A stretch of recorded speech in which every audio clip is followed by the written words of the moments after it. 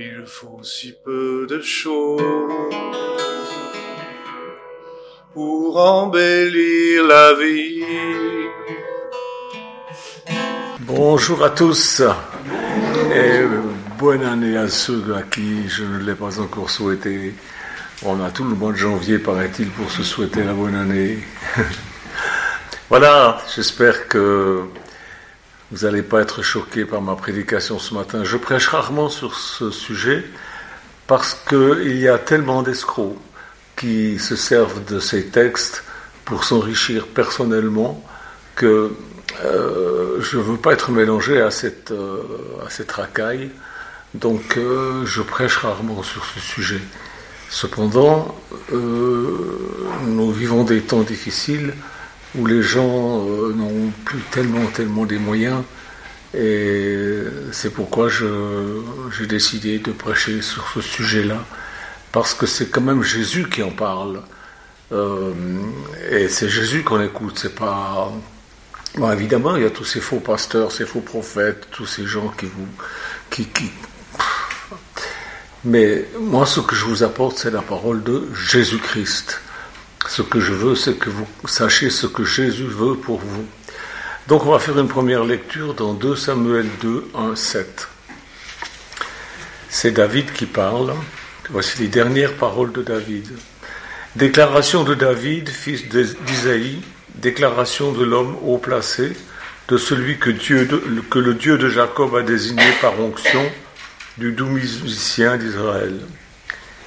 L'Esprit de l'Éternel parle par moi, et c'est sa parole qui est sur ma langue. Le Dieu d'Israël a parlé, le rocher d'Israël m'a dit, celui qui règne parmi les hommes avec justice, celui qui règne dans la crainte de Dieu, est pareil à la lumière du matin quand le soleil brille et que la matinée est sans nuage. Après la pluie, ses rayons font sortir la verdure. Il en va de même pour ma famille devant Dieu.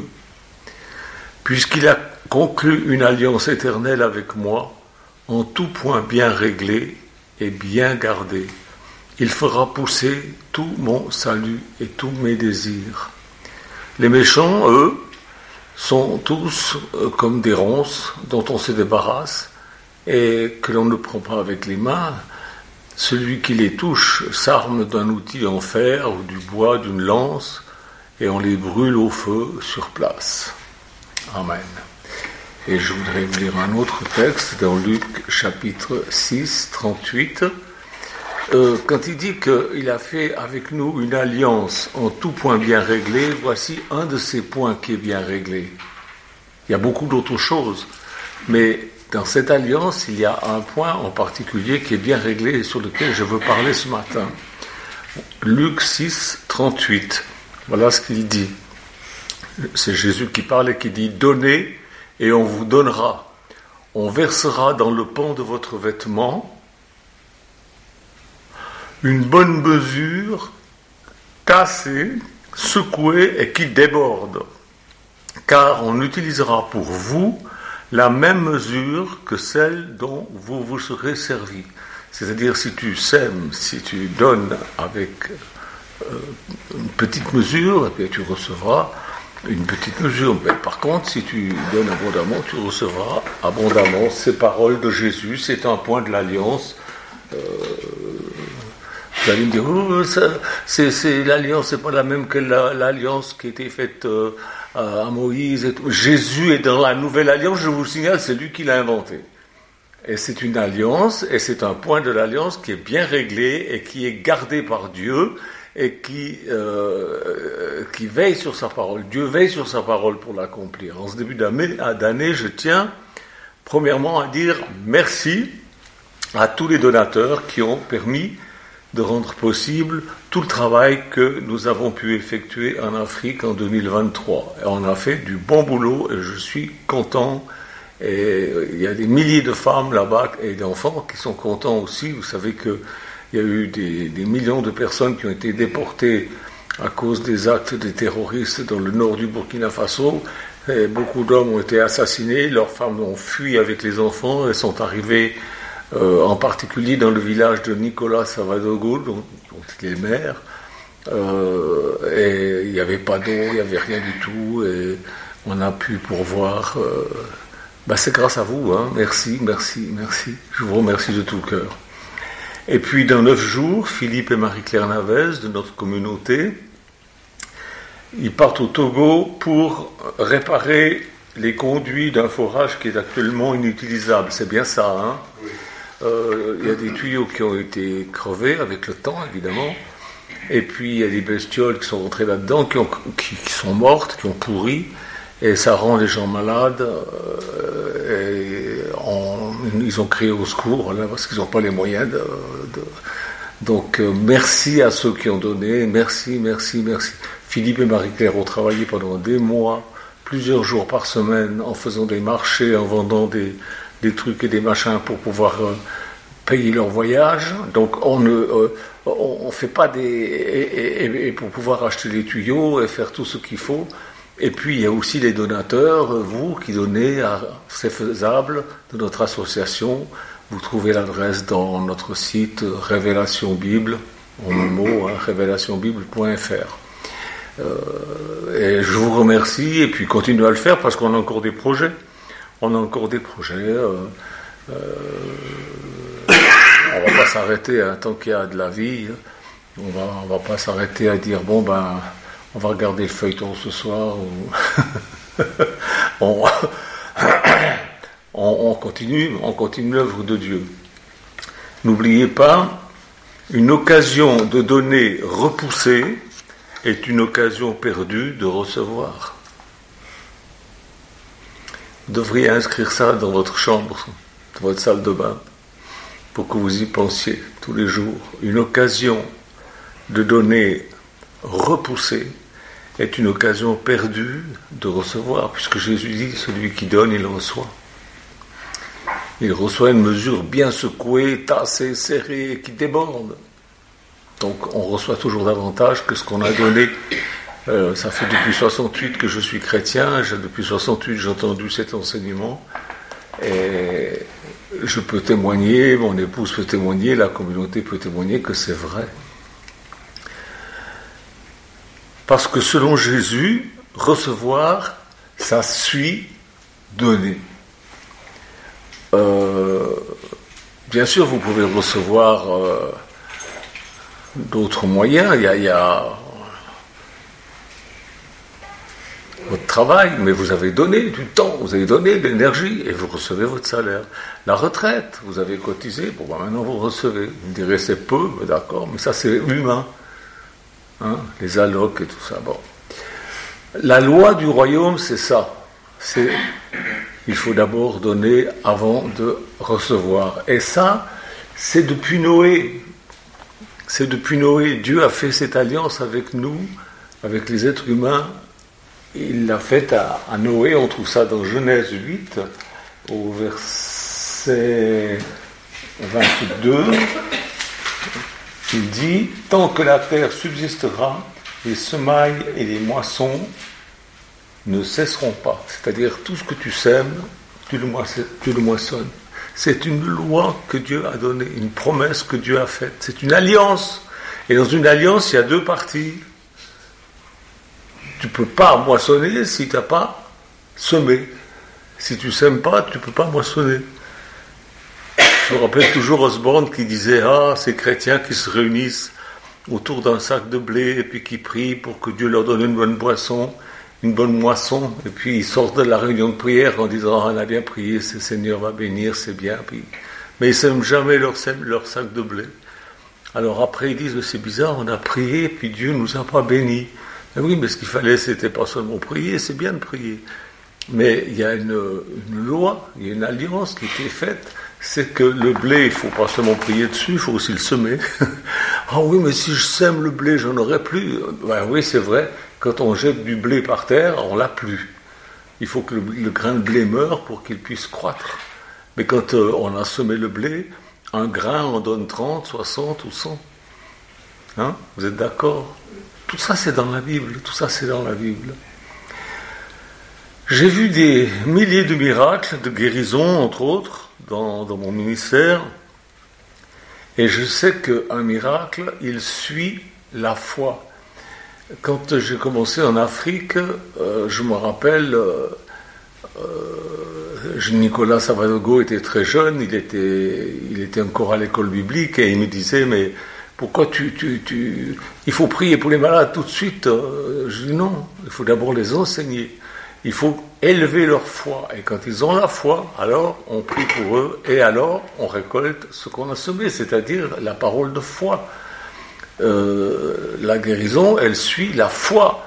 Si vous priez à froid comme ça, Dieu est bon, il peut faire des choses, mais pour avoir un grand résultat, et moi c'est ce que je veux, c'est de grands résultats. Il faut d'abord semer ce qu'on veut récolter. Et je prêche, j'enseigne, je sème la parole qui parle de la guérison, si je veux avoir des gens guéris.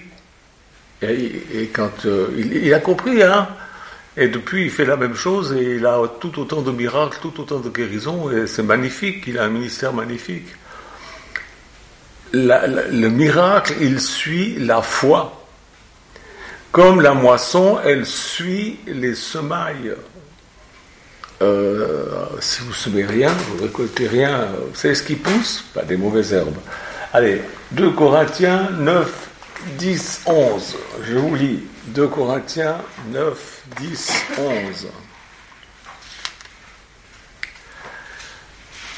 2 Corinthiens 9. Je ne sais pas regarder de ça. Ah si, c'est ça. Celui, c'est-à-dire Dieu, qui fournit de la semence au semeur, c'est Dieu qui fournit la semence au semeur, et du pain pour sa nourriture, vous fournissez et vous multipliez sa semence, et qu'il augmente les fruits de votre justice. Ainsi vous serez enrichis à tout point de vue, pour toutes sortes d'actes de générosité qui, par notre intermédiaire, feront monter des prières de reconnaissance envers Dieu.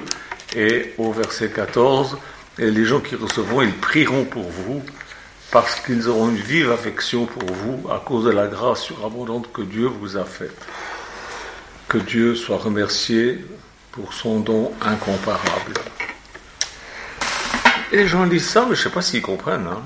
En fait, ce qui est là, dans la Sainte Bible, c'est que Dieu vous fournit la semence. Il y a des semences. C'est pas le capitaine Haddock qui les a fabriquées. Hein. Ça vient de Dieu. Et il donne la semence au semeur. C'est ce qui est écrit, afin qu'il sème. Et quand il sème, au bout d'un moment, il récolte, mais ça ne s'arrête pas là. Si vous semez dans l'œuvre de Dieu, le Seigneur augmentera le fruit de votre justice. Vous voyez, tout ça c'est lié, ça fait partie de tous les points de l'alliance dont je vous parlais au début. Dieu a fait une alliance avec nous, en tout point bien réglé, et qu'il garde, il fait attention à son alliance. En d'autres termes, Dieu, qui vous donne la graine pour semer, est celui qui multipliera la semence. Dieu vous donne l'occasion de donner pour que vous vous enrichissiez afin que vous puissiez donner encore plus, que vous puissiez être encore plus généreux. C'est ce qu'on vient de lire. Relisez le texte. C'est ce qu'on vient de lire. Alors c'est vrai qu'il y a des escrocs qui se servent de ces versets pour s'enrichir eux-mêmes. Ils font des collectes à non plus finir, et puis vous les voyez niper comme c'est pas possible, avec des voitures pas possibles, avec des maisons pas possibles. Et c'est des escrocs, ils prennent l'argent pour eux. C'est pas notre cas. J'espère que vous le croyez. Alors, si vous acceptez l'idée de Dieu, si vous donnez, il transformera votre don en occasion de recevoir, vous recevrez, et ceux qui recevront vos dons feront monter vers Dieu des prières de reconnaissance. Ça, le diable, il n'aime pas. Moi, je suis bien content d'embêter le diable. J'aime bien quand Philippe va aller là-bas avec Marie-Claire au Togo, là, il part dans quelques jours, les gens vont les remercier, mais ils vont aussi remercier Dieu, parce que Philippe et Marie-Claire vont leur dire que c'est grâce à Dieu, que voilà, et alors ils vont remercier Dieu, c'est des louanges qui vont monter, il y a des gens qui vont se convertir, c'est sûr. Ils vont prier pour vous. Les gens qui reçoivent, ils prient pour vous. J'ai des quantités de personnes qui prient pour moi, dans plus de 70 pays. Quand j'étais atteint du cancer en 2014, j'ai écrit partout à mes vrais frères et sœurs pour leur dire voilà, ça y est, il m'arrive ça. Ils sont tous mis en prière. Mon vieux, en 2 mois, c'était débarrassé, c'était fini. Voilà. Plusieurs chrétiens ne croient pas ça et ne donnent pas. Tant pis pour eux. Tant pis pour eux. Ils sont comme le figuier où il n'y a pas de figues. Vous vous rappelez quand Jésus a passé, il voulait manger des figues, il voit un figuier, et il n'y avait pas de figues dessus. Ben, il a maudit le figuier. Ouh là là, mais Michel, c'est dur ce que tu dis. Ouais, c'est dur. Mais c'est pas moi qui le dis, c'est la Bible. Les gens qui ne donnent pas, ils sont des perdants. Ils croient qu'ils gardent, qu'ils économisent, mais en fait, ils perdent. On va lire Luc chapitre 13, verset 7. Luc 13, 7. On va lire d'abord le verset 6. Luc 13, 6. Un homme avait un figuier planté dans sa vigne, et il va y chercher du fruit, et il n'en trouva pas. Alors il dit au vigneron, c'est-à-dire à son ouvrier, « Ça fait 3 ans que je viens chercher du fruit sur ce figuier et je n'en trouve pas. Coupe-le. Pourquoi occupe-t-il la terre inutilement ?» Oui, parce que le figuier, il se sert de la terre, de l'énergie qui est dans la terre, mais il ne donne rien. C'est comme beaucoup de chrétiens, ils se servent de ce que Dieu leur donne, mais ils ne donnent rien, eux. Alors Dieu dit, ils occupent la terre inutilement. C'est fort, hein. Il dit, coupe-le. Pourquoi est-ce qu'il occuperait la terre inutilement ? Le vigneron lui répondit, Seigneur, laisse-le encore cette année. Vous voyez, ça c'est le serviteur de Dieu qui aime ses brebis, puis qui dit, attends Seigneur, attends encore une année. Il dit, Seigneur, laisse-le encore cette année, je vais creuser tout autour, je vais y mettre du fumier. Là, c'est ce que je suis en train de faire en ce moment, je mets du fumier autour de vous. Je creuse autour de vous, je vous mets du fumier, ça, il prêche l'argent, j'aime pas ça. Le fumier, on n'aime pas, hein, voilà. Les prédications sur l'argent, en général, les gens, ils aiment pas. Mais voilà, c'est le serviteur de Dieu, c'est son travail, c'est de creuser autour des figuiers qui portent pas de fruits, puis de mettre du fumier autour pour qu'ils portent du fruit. Et il dit, peut-être à l'avenir donnera-t-il du fruit, sinon tu le couperas. Voilà. Donc le serviteur de Dieu, il a une relation avec Dieu, il parle avec Dieu au sujet des gens qui donnent ou qui ne donnent pas. Il y a un deal entre Dieu et le serviteur de Dieu. Dieu, lui, il ne va pas par 4 chemins, ça fait 3 ans que je viens, il ne donne rien, allez, dehors, coupe-le, fous-le dans l'air, brûle-le. Puis le serviteur de Dieu dit non, attends un peu encore.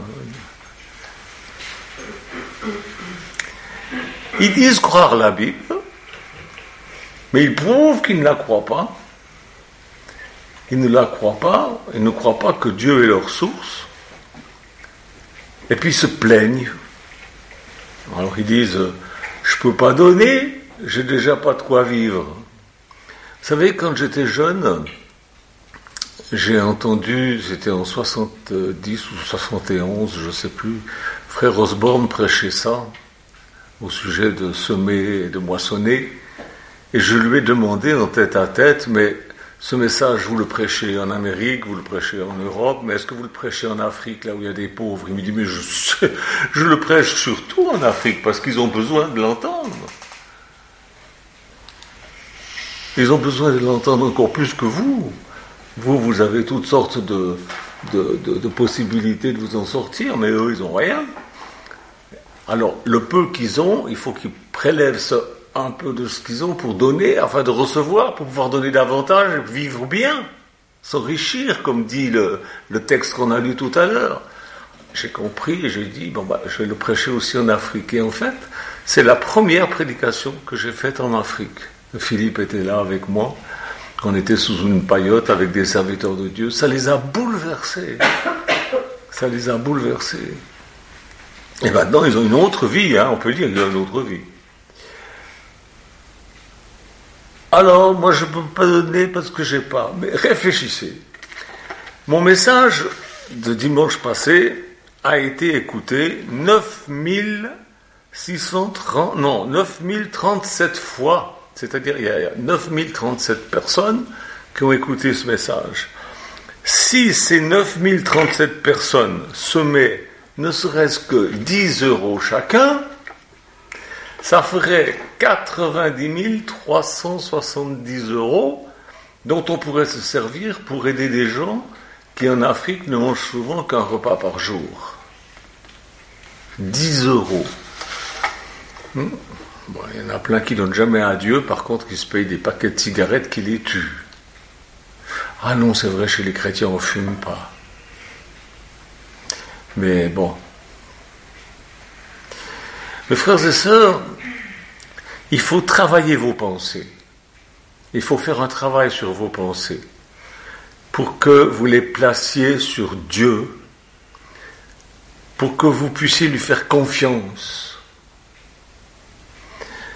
Peu importe comment Dieu va multiplier pour vous et pour votre famille ce que vous allez donner. Ça ne vous regarde pas comment il va s'y prendre, mais il va le faire. Il le fera à sa manière. Dieu sait ce qu'il y a de meilleur pour vous. Il faut que vous pensiez juste. Ça demande du travail parce que on a tellement d'exemples, tous ces escrocs, que c'est décourageant. Il faut que vous pensiez juste, que vous pensiez comme Jésus, que vous pensiez que Dieu a fait une alliance avec vous en tout point bien réglé, et parmi ces points, il y a la promesse de la semence et de la récolte. Souvenez-vous que Dieu a fait une alliance avec vous. Et dans cette alliance, il y a la promesse de Jésus que nous avons lue au début. Je vais vous la relire parce que c'est très important. Parce que je ne vais pas revenir dessus tous les dimanches. Là, j'ai prêché une fois ce message-là sur l'argent. Après, c'est fini, je n'en parle plus parce que sinon, vous allez penser que je parle que d'argent et qu'il n'y a que votre argent qui m'intéresse. Alors, je veux pas de ça. Luc 6, 38. Écoutez bien, c'est Jésus qui parle. Donnez et on vous donnera. On versera dans le pan de votre vêtement une bonne mesure, tassée, secouée et qui déborde, car on utilisera pour vous la même mesure que celle dont vous vous serez servi. Alors, ça fait partie d'une alliance, de la nouvelle alliance. C'est Jésus qui dit ça. Votre alliance, c'est un pacte. Avec Dieu, c'est Dieu qui propose l'alliance et vous êtes d'accord avec cette alliance ou pas. Ce pacte, il est basé sur le principe de vous fier à Dieu, d'avoir foi en Dieu, à croire qu'il est la source de nos provisions, qu'il est la source qui s'occupe de nous conduire comme un véritable bon berger. Il a dit, je suis le bon berger, il ne va pas vous conduire, il va pas conduire ses brebis sur, je sais pas moi, sur un désert de gravier, non, il va vous conduire là où il y a de la nourriture, là où il y a de la boisson, là où il y a de l'abondance.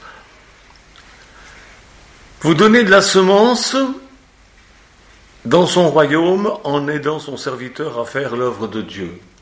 Vous ne pouvez pas tous aller au Togo, vous ne pouvez pas tous aller au Burkina, vous ne pouvez pas tous aller à gauche, à droite dans le monde, mais ce que vous pouvez faire, c'est aider les serviteurs de Dieu à le faire.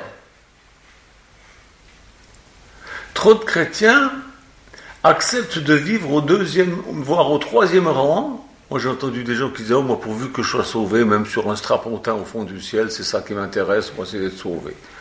Mais moi je ne veux pas ça, je veux pas un strapontin au fond du ciel. Dieu Lui, il n'a qu'une classe, la première classe. Il veut que vous voyagez dans cette vie en première classe.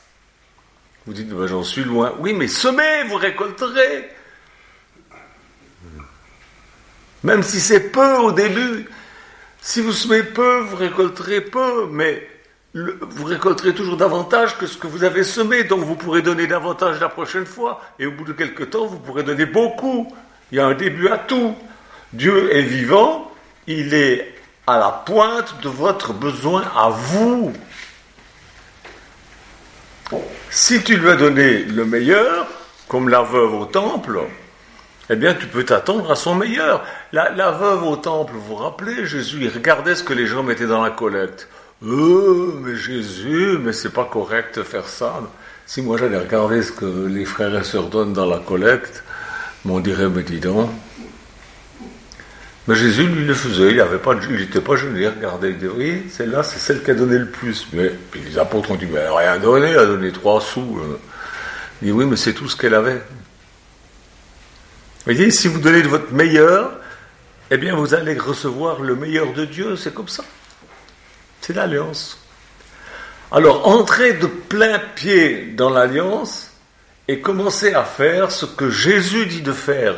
Je ne vous demande pas de faire ce que moi je vous dis, je vous demande de faire ce que Jésus dit. Disposez-vous à changer, cessez de regarder à vous-même, aux escrocs, aux gens, arrêtez,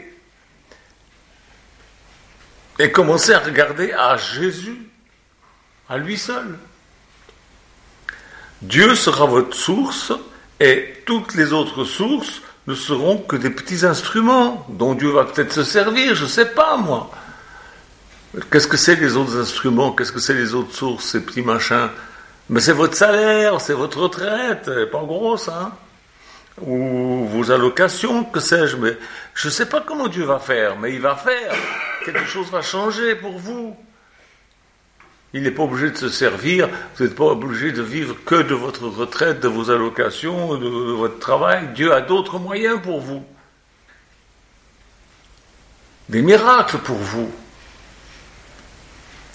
Et quand Dieu honorera votre foi, ne pensez pas que c'est une coïncidence ou du hasard. Non, non, non, non. Ce sera l'accomplissement de l'alliance que vous aurez enfin commencé à mettre en pratique. En action. On va lire un autre texte, bon, on l'a lu déjà, dans Samuel, dans 2 Samuel 23, 1, 7. J'ai fait avec toi une alliance en tout point bien réglée, il n'y a pas de problème. Maintenant, c'est ce que Dieu a promis, il a promis, maintenant ce qu'il faut, c'est que toi tu fasses ce que Dieu a dit de faire. Dieu est là où est ton besoin. Quand vous donnerez pour l'œuvre de Dieu, Dieu multipliera ce que vous avez donné sous la forme du besoin que vous avez. Ayez la foi en ce que Jésus dit. Je prêche rarement sur ce sujet parce que les gens sont devenus méfiants, ils pensent que je cherche leur argent. Alors certains disent oui, mais on a vu les photos où tu vis et tout. Oui, mais attendez, mon père, il était un simple ouvrier. Il était chauffeur-livreur dans un journal qui s'appelle, maintenant ça ne s'appelle plus la même chose, ça s'appelait la Feuille à Vie à l'époque, maintenant je crois que ça s'appelle 24 heures, je suis même plus sûr. Il faisait ça le jour, et la nuit il travaillait dans un autre journal qui s'appelait La Tribune. Il s'est éreinté au travail. Et avec ses propres mains, il a construit une maison. Pour sa famille, il disait, quand je serai mort, mes enfants diront, voilà, le père Jonton nous a laissé quelque chose. C'est un simple ouvrier. Et cette maison, au bout de quelques temps, comme je suis venu en France, on l'a vendue, mon frère a eu sa part, ma mère a eu sa part, moi j'ai eu ma part. Avec ma part, on a pu acheter une petite maison au Péreux, mais c'était une horreur cette maison. Ceux qui m'ont connu à cette époque-là, c'était vraiment affreux. Mais on était tellement contents. Alors on l'a restauré, on l'a fait joli, on a travaillé, et puis on l'a vendu le double de ce qu'on avait acheté, tellement que on avait fait quelque chose de joli. Puis on a acheté une autre maison, à Sarcelles, il y avait 11 pièces, là c'était déjà plus grand, on a pu recevoir des gens. La plupart des gens qui sont là, ils ont connu cette maison à Sarcelles. Puis un jour, on a réuni tout le monde, on a dit c'est trop petit, il faut qu'on achète quelque chose de plus grand. On a acheté quelque chose de plus grand, et comme on avait monté une petite entreprise, eh bien, Dieu a béni l'œuvre de nos mains, comme il promet.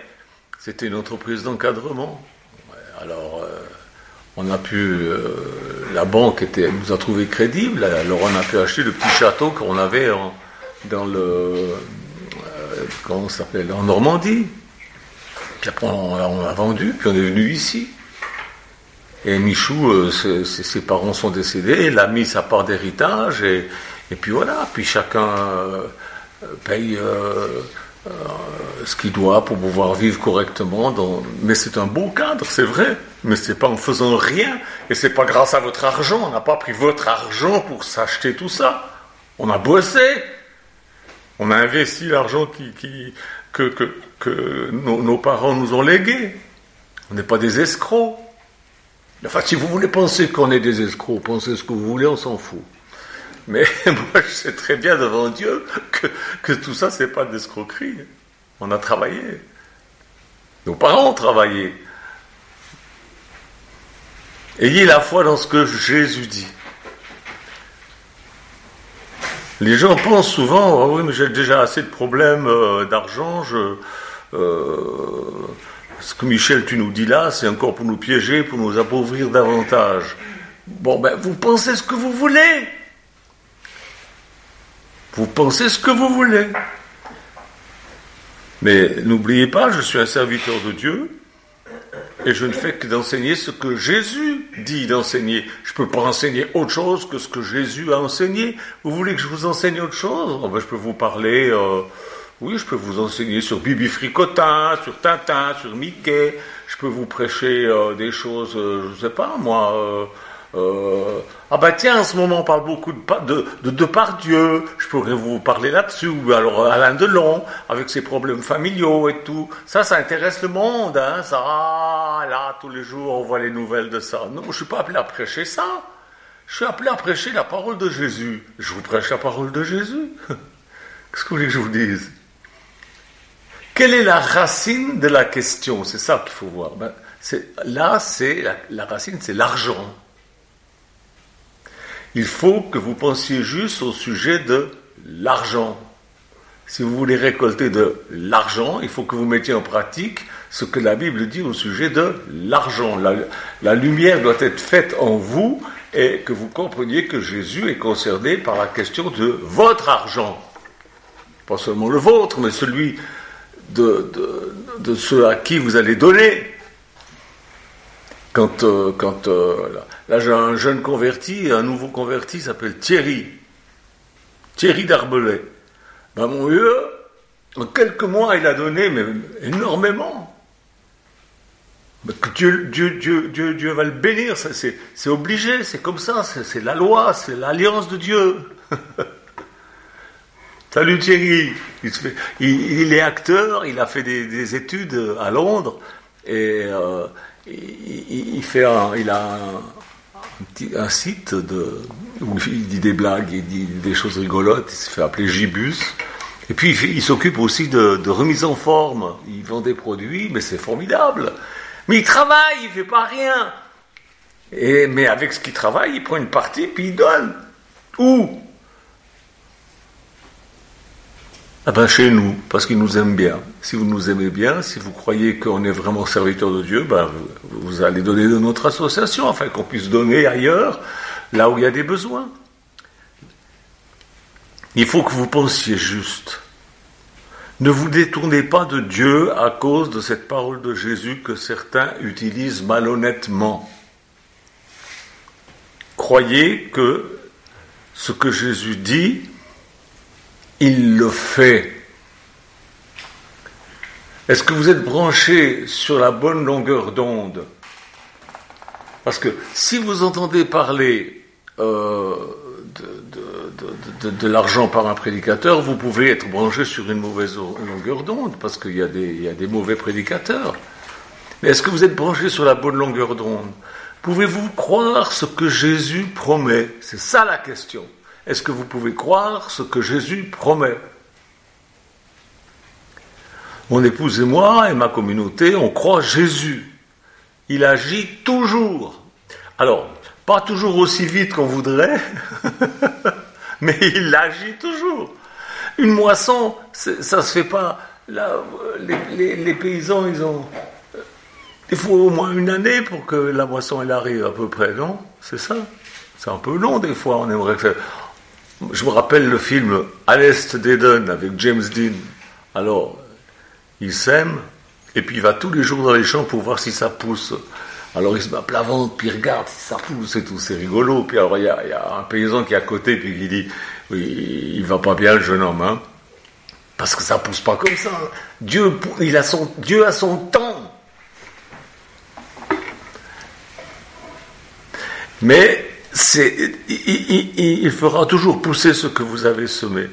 Des fois, c'est pas sous la forme qu'on attend. Mais il sait ce dont vous avez besoin, ce qui est le meilleur pour vous. Quand vous vous tournez réellement vers Jésus et que vous appliquez les principes de l'alliance qu'il a créée, qu'il a inventée, il agira toujours. Dieu n'a jamais manqué de répondre en son temps. Il agit toujours. Il est vivant. Il a engagé sa parole d'honneur. Attendez. Si c'était faux, là, ce qu'il dit Jésus, semez et vous récoltez, si c'était faux, ça serait un menteur, et on serait en train d'adorer un menteur.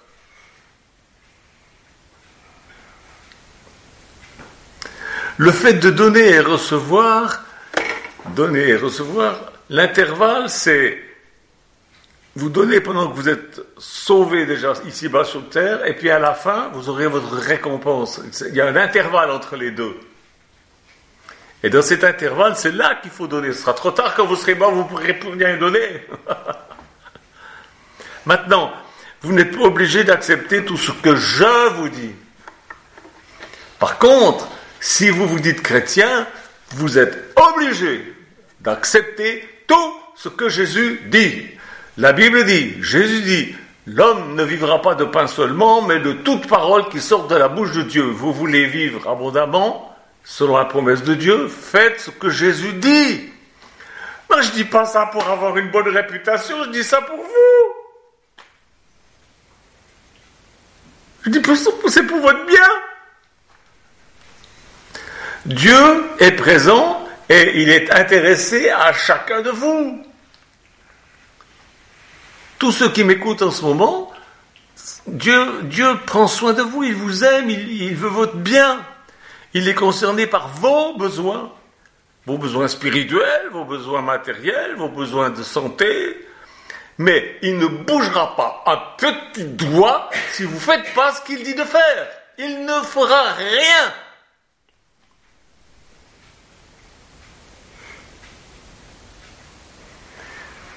Ah, ça c'est dur à entendre. Hein. C'est pourtant la vérité. C'est l'alliance.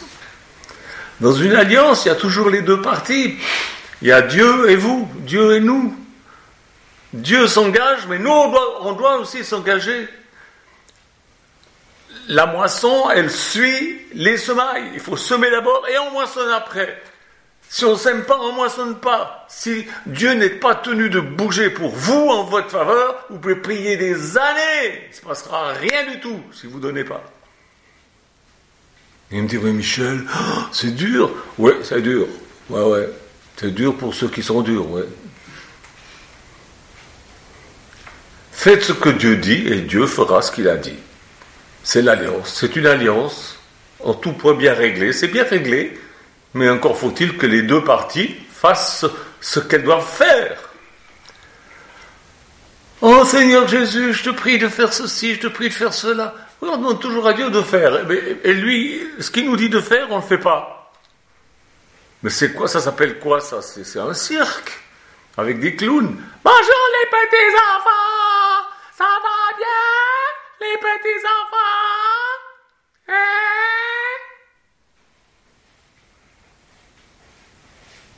Moi, je suis pas là pour... Je suis pas un clown, je suis un serviteur de Dieu, je vous prêche la parole de Dieu, vous en faites ce que vous voulez. Hein. En faisant ce que Jésus dit, vous allez apprendre ce que signifie vivre, vraiment vivre. J'ai une amie qui s'appelle Lily. Elle a été témoin d'une résurrection. On a prié pour elle et nous pour la résurrection d'un enfant. Il est revenu à la vie, je crois combien de jours après 10 jours après. En ce moment, elle est à l'île de la Réunion, c'est ça, chez son fils. Elle m'envoie des photos. Mais est-ce que c'est beau? Il faut absolument qu'on y aille un jour. Vous n'avez jamais été à la Réunion encore? Vous pourrez. Il suffit simplement que vous semiez et que vous récoltiez. Quand vous aurez récolté, vous pourrez vous payer des voyages, vous pourrez faire... voilà.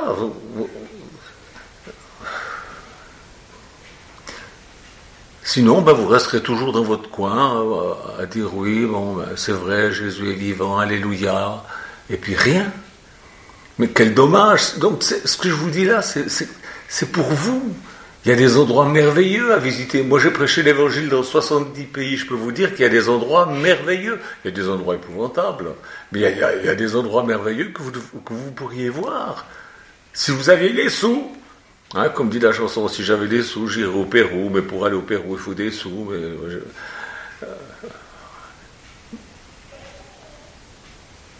Semez et vous récolterez. C'est l'alliance que Jésus a faite avec vous. En faisant ce que Jésus dit, vous allez apprendre ce que c'est que de vivre vraiment. Jésus a dit, le diable est venu pour tuer, pour égorger, pour détruire. Vous n'avez pas marre d'être égorgé, détruit? Il a dit, mais moi je suis venu pour que mes brebis aient la vie et la vie en abondance. La vie en abondance, c'est pas seulement l'argent en abondance, c'est toutes sortes de choses en abondance. Des problèmes en abondance pour avoir des solutions en abondance. Avec ma femme, là, on va fêter nos 50 ans de mariage. Et on va aller à Venise. Et voilà. On n'a pas pris les billets les plus chers, c'est ma fille, elle a trouvé sur Internet. D'abord, on est allé dans une boutique de voyage. Pour vous dire, on est connu là-bas, parce que comme je voyage beaucoup, puis la dame a dit, arrêtez, ça va vous coûter 760 €.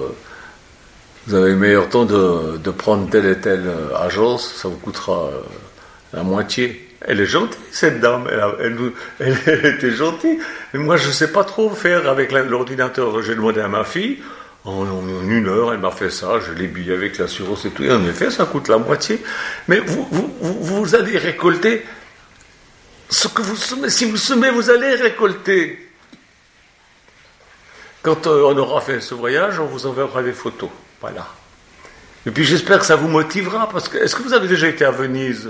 C'est beau Venise, nous on a déjà été une fois, deux fois, ou peut-être plus même. Parce que on a des amis là-bas aussi. Et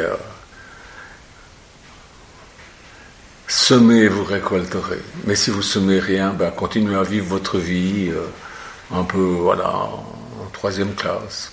C'est comme vous voulez, c'est comme vous voulez. Mais si vous faites ce que Dieu dit, vous allez permettre à Dieu de faire des miracles pour vous.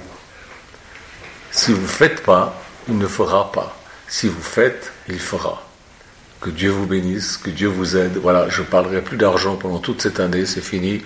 J'ai dit ce que j'avais à dire. Je vous l'ai dit, vous en faites ce que vous voulez, que Dieu vous bénisse. Mais vous savez, je vais voir, Je vais voir qui c'est qui croit. Parce qu'il y en a beaucoup sur Internet qui disent Amen, Amen, Amen, Amen.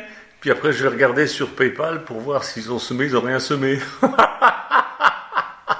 Je vois vos noms. Il y a une jeune fille, elle s'appelle Chantal Tassidari. C'est plus une jeune fille maintenant, on l'a connue il y a 40 ans.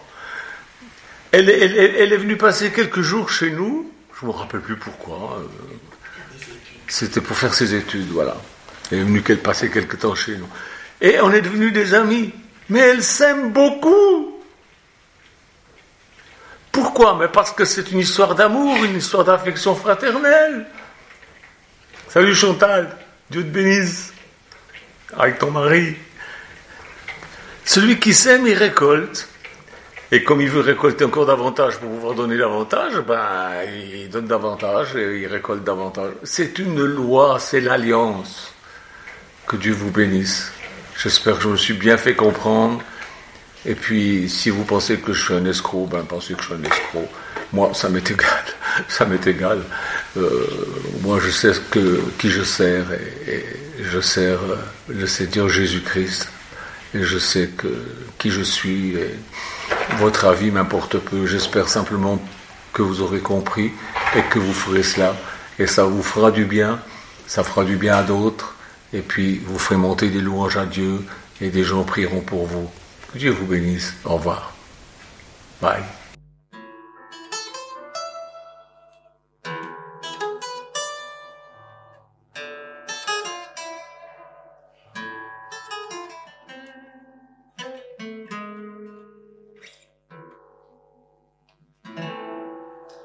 Il faut si peu de choses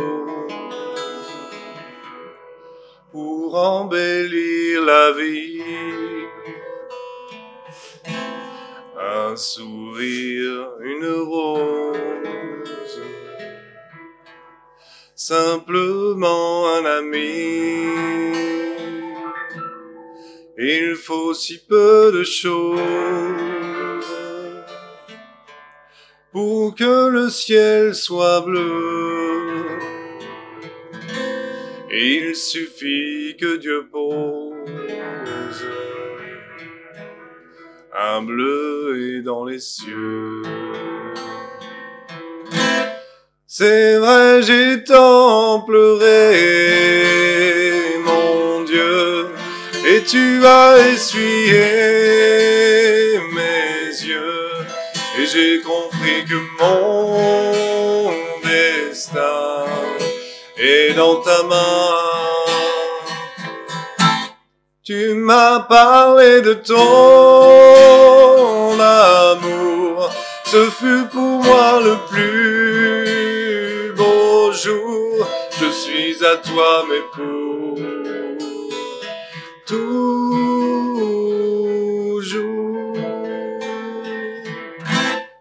Il faut si peu de choses pour embellir la vie. Un sourire, une rose, simplement un ami. Il faut si peu de choses pour que le ciel soit bleu. Et il suffit que Dieu pose un bleu dans les cieux. C'est vrai, j'ai tant pleuré, mon Dieu, mais tu as essuyé mes yeux. Et j'ai compris que mon destin est dans ta main. Tu m'as parlé de ton amour, ce fut pour moi le plus beau jour. Je suis à toi, mais pour